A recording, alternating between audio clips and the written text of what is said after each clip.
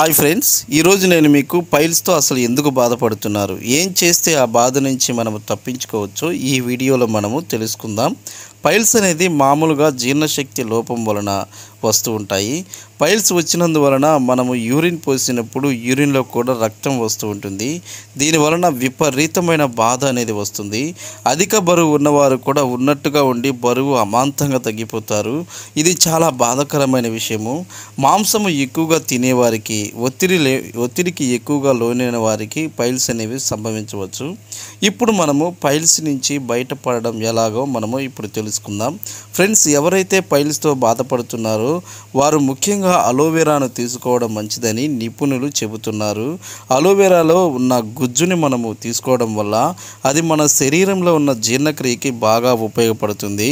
మన జీర్ణశక్తికి బాగా పనిచేసినట్లయితే త్వరగా జీర్ణం అయిపోతుంది. అందువలన పైల్స్ అనేవి తగ్గుముఖం పడుతుంది.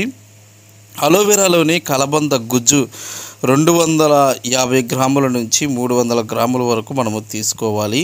అప్పుడు అది ఏమి చేస్తుందంటే మన పేగుల్లో ఉన్నటువంటి జీర్ణశక్తిని అది బాగా పెంచుతుంది. జీర్ణక్రియ అనేది బాగా జరుగుతుంది.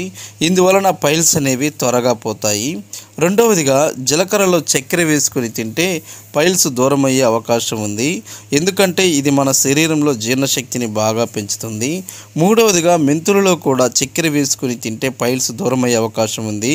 ఇది కూడా మన శరీరంలో ఉన్న జీర్ణశక్తిని బాగా పెంచుతుంది. తెలిసింది కదా ఫ్రెండ్స్. అంతేకాకుండా మరి ఒక చిట్కా ఏమిటంటే బొప్పాయిని బాగా తినాలి.